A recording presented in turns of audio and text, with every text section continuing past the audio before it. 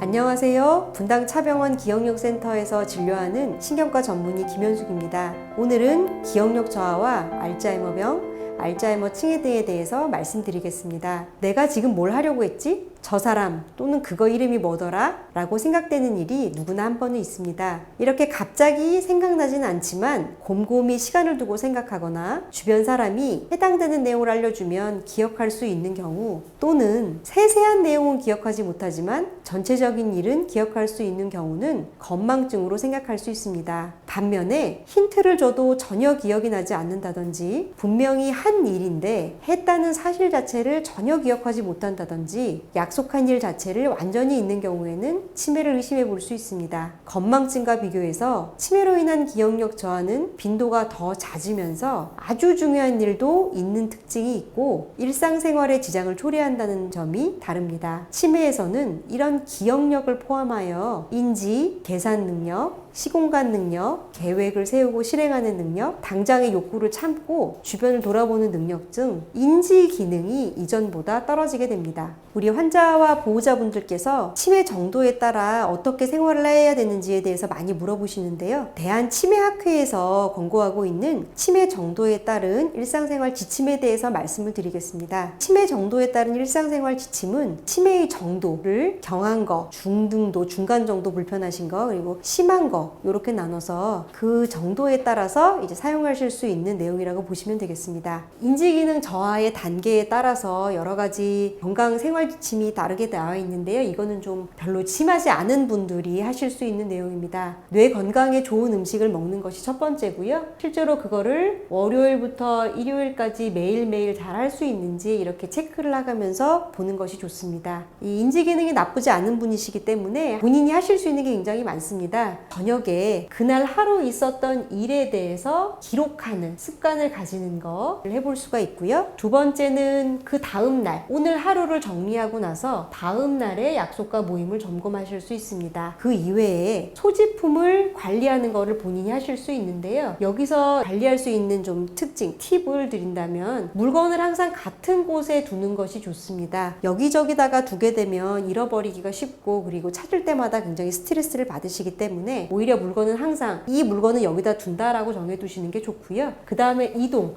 여기서 여기로 움직일 때는 자기가 앉았던 자리를 한번 확인하는 습관이 좋습니다. 즉 어디 가서 식사를 하신다든지 얘기를 하고 나셔서 그 자리를 떠나실 때는 자기가 앉아있던 자리를 한번 돌아보는 거죠. 그렇게 되면 물건을 두고 다니실 일이 적기 때문에 이런 습관이 중요하고, 다음에는 약간 빠른 걸음으로, 제가 말씀드릴 때는 숨이 약간 찰 정도, 땀이 약간 송글송글 날 정도라고 말씀을 드리는데요. 그런 정도로 1시간 정도 걷는 그런 운동이 환자들에게 도움이 됩니다. 그리고 또 중요한 것이 새로운 공부나 취미생활을 시작하는 겁니다. 이거는 뭐가 어떤 게 딱 좋다기보다는 자기가 평소에 좋아했던 것들을 하시는 거를 권고를 많이 드립니다. 그래서 본인이 관심이 있었고 본인이 기존에 배우고 싶었고 했던 그런 취미나 공부를 하시는 게 중요하고요. 다음에는 그런 내용 중에서도 특히 손을 많이 사용하는 그런 것들이 좋습니다. 그래서 만들기라든지 꽃꽂이 같은 것도 좋고요. 손을 많이 사용하거나, 또는 여러 사람이 모여서 노래를 부르거나, 또는 본인이 좋아하는 노래를 스스로 배우는 그런 것들, 그리고 가능하다면 외국어 공부가 또 뇌기능의 증진에 좋다고 알려져 있기 때문에 외국어 공부를 하실 수가 있고요. 계산 능력 같은 걸 좀 키우고 싶으면 수학 같은 걸 공부하는 것도 좋은데, 수준은 물론 기존 학력에 따라 다르겠지만 기본적으로는 초등학교 3학년, 4학년 정도 수준을 기준으로 해서, 그보다 조금 더 자기가 잘할 수 있으면 학년을 올려서, 그보다 자기가 조금 더 잘하기 어려우면 학년을 내려서 하는 그런 수준으로 수학을 공부하시면 도움이 된다고 알려져 있습니다. 마지막으로 대화를 할 때 정확한 단어를 사용하도록 노력하는 것도 필요합니다. 우리가 치매가 생겼을 때는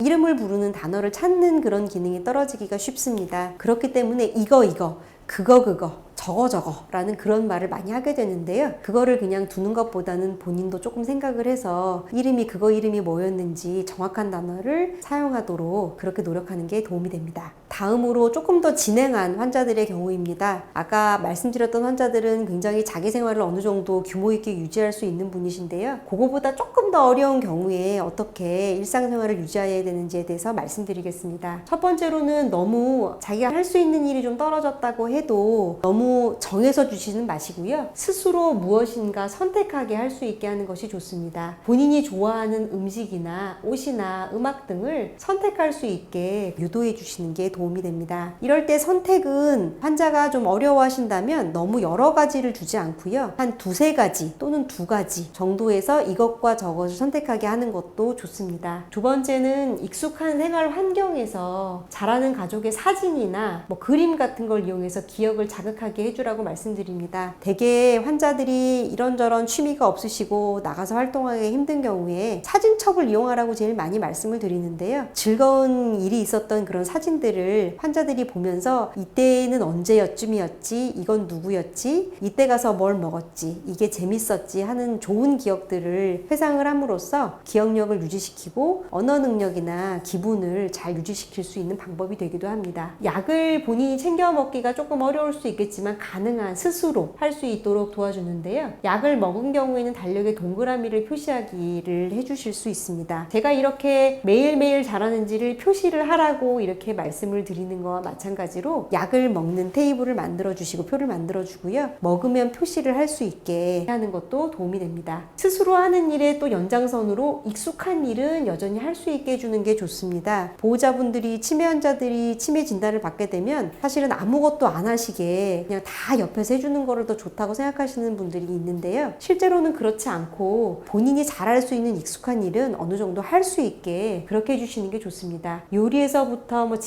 집안일도 복잡하고 어려운 것이 힘들다면 간단한 걸레를 주고 요 테이블을 닦으세요 라든지 아니면 밀대를 주고 여기를 밀어보세요 하는 정도, 또는 다 빨래가 돼 있는 빨래를 주고 이거를 개세요 라고 하는 정도는 충분히 하실 수 있기 때문에 익숙한 일은 할 수 있게 해주시고요. 그 다음에 아까 그 사진과 마찬가지로 행복했던 시간을 사진을 보든지 보지 않든지 이야기할 수 있게 해주시고, 그리고 마지막으로 일상생활 순서와 필요한 도구들에 대해서는 그림 같은 걸 이용해서 기억을 지키게 해주시는 것도 좋습니다. 사실은 하나하나 그림을 만드시는 게 쉽지는 않으실 텐데요. 그래도 중요한 일에 대해서는 예를 들어서 요리를 할 때는 불을 켜고 냄비를 얹고 쓰고 나서 불을 끈다 라는 거를 그림이나 글씨로 크게 붙여 놓으시면 그거를 따라가면서 하실 수도 있기 때문에 여러 가지 할 수 있는 일들을 이렇게 도구를 이용해서 그림을 이용해서 하시는 게 도움이 됩니다. 다음은 본인이 할 수 있는 내용이 굉장히 제한적인 상황에 들어서는 그런